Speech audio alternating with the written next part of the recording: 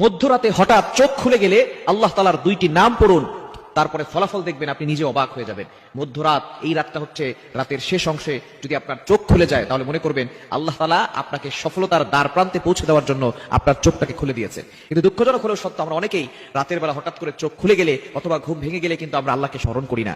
এই সময়টা হচ্ছে সবচেয়ে গুরুত্বপূর্ণ সময়। বুখারী শরীফের বর্ণনা, নবীজি সাল্লাল্লাহু আলাইহি ওয়াসাল্লাম জানিয়ে দিয়েছেন, নবীজি সাল্লাল্লাহু আলাইহি ওয়াসাল্লাম বলেন, রাতের শেষ অংশে, মধ্যরাতের পরেই রাতের শেষ অংশে যখন রাত একেবারে গভীর হয়ে যায়, এই সময়টা আল্লাহ তাআলা প্রথম আসমানে চলে আসেন এবং আল্লাহ তাআলা বান্দাদেরকে ডাকতে থাকেন, কার কি লাগবে আমি আল্লাহর কাছে চাও। রাতের শেষ অংশে এই সময়গুলোতে, এই সময় যদি আপনার চোখ খুলে যায়, আপনি এই আমলগুলো করতে দেরি করবেন না। আপনার উযু করার দরকার নাই, ওই অবস্থায় আপনি আমলটি করবেন। আল্লাহ তাআলা দুইটি নাম পড়বেন 11 বার করে। কয়বার?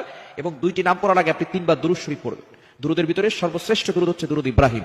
এই দুরুদটি বেশি বেশি পড়ার চেষ্টা করবেন। আল্লাহুম্মা সাল্লি আলা মুহাম্মাদ ওয়া আলা আলি মুহাম্মাদ কামা সাল্লাইতা আলা ইব্রাহিম ওয়া আলা আলি ইব্রাহিম ইন্নাকা হামিদুম মাজিদ। আল্লাহুম্মা বারিক আলা মুহাম্মাদ ওয়া আলা আলি মুহাম্মাদ কামা বারাকতা আলা ইব্রাহিম ওয়া আলা আলি ইব্রাহিম ইন্নাকা হামিদুম মাজিদ। এটা আপনি 3 বার পড়বেন। আর যদি এটা একটু বেশি কষ্ট হয়ে যায় তাহলে সাল্লাল্লাহু আলাইহি ওয়াসাল্লাম, সাল্লাল্লাহু আলাইহি ওয়াসাল্লাম, সাল্লাল্লাহু আলাইহি ওয়াসাল্লাম, এটা 3 বার পড়বেন। এরপর আল্লাহ তাআলার দুইটি গুণবাচক নাম পড়বেন।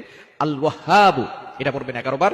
আর হচ্ছে ইয়া ফাত্তাহু, এটা পড়বেন 11 বার। এই দুইটি নাম পড়ে আপনি আল্লাহর কাছে দোয়া করবেন, দেখবেন আল্লাহ তাআলা আপনার সকল চাওয়া পাওয়াগুলো কবুল করবেন, আপনার নেক আশাগুলো আল্লাহ তাআলা কবুল করবেন।